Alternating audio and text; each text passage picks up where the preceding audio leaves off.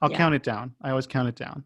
Oh, please don't. 5, 4, 3, 2, 1. And I'm on my way, and I won't be late, 'cause everything that's happening is in perfect time. And though we may not know just where this bus will take us, but you know. And you're going to be, we're talking to you right on the eve of another little wild hump, probably the life-defining hump for us here in a couple of weeks, right? Oh, yeah. Sorry. For a moment, I was like, Halloween? Yeah, Halloween. The Halloween 2020 is going to change it. Sorry, for a moment, I was like, okay. What's going to be your takeaway, man? When are we going to see you again? How do you decide when to come back? What if you never come back? How are you going to describe what America used to be growing up here? There's a lot of questions. Yeah, that was fun. I like to swamp people with the last one. Well, I was just Natalie trying to can think, attest. what did I take away from 2020? I think I've gone through like a weird grieving like type of situation where like you go through the steps, or like at first you're like I don't know all the steps, but like you're in denial from them, you're really depressed, then you're angry about everything. And I think now I'm at the point where I'm more like trying to just be more positive about it, be like, you know what, if anything, at least now I'm much more active in my with my country, like having to try that hard. Like 4 years ago, I didn't try that hard. Yeah, I did try, but when I found out that it didn't get mailed, I was like, well, I really can't. Sorry. And then, but also like being more aware of different things, like, you know, like racism has become a big thing, like watching out for, like expecting your media to be more diverse, as opposed to like before, I'm like always hoping for a Disney princess, you know, like growing up with Cinderella, you know, like you think that that's it. Is it? Yeah. Now at least I have Coco, you know. Is it?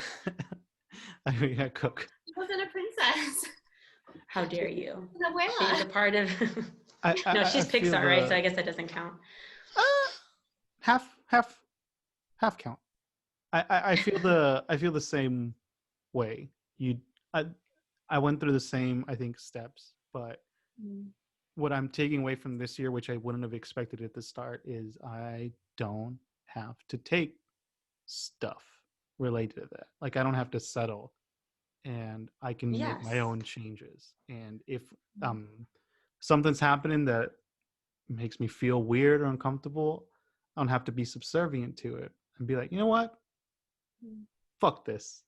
I don't need this. You did cut in line. Excuse me, go to the back. Yeah, I'm going to start telling people. That's my takeaway from 2020. I'm going to start telling people when they cut. I won't be, excuse me, sir. I was here first, if you could please. That's my takeaway. I'll speak up for myself in line. Yeah. What about you, Natalie? Oh boy. I wasn't expecting this, but my takeaway, I guess that's a really good one, to like speak up for yourself when you really feel like it's necessary. You know what's funny? I've also feel like I've gone through those same stages of grieving. I wonder how much of it was like the pandemic versus all of like the divisiveness of the country versus like, you know, For me, I think it was a mix. The laundry list of shit. Right? Yeah. It's just everything has just like brought everything up to the surface, and I wonder if we're grieving for like what America felt like when we were younger, and like how we're recognizing it's turned out now. Like I wonder if we're grieving for that like novice or naivete. I don't know how to pronounce that word. Well, yeah. I heard somebody say once that like it's not that we're being naive per se, it's more that we were taught certain things in our house, and when we realized that the world wasn't at that same, like doing the same thing, we were just like, wait, what? And then, you know, it's been this other generation Z, that's been like, whoa, wait, what? No, we're supposed to do something about this. Like they've been taught that too, right? Like whereas like we were educating that generation on like, this is what we were taught, but the world isn't like that. And they're like, why not Oh, yeah, exactly. Yeah, We're exactly. our millennial generation, we're truth tellers, but we're Mm. cowards. We're not. No, you know what? I don't like that. I don't like to think that way because, like, that's too hard on a generation That's to say fair. that. That's That's fair. too hard. Okay, I take it back. That's I retract it. well, I just think like it's our parents' fault almost.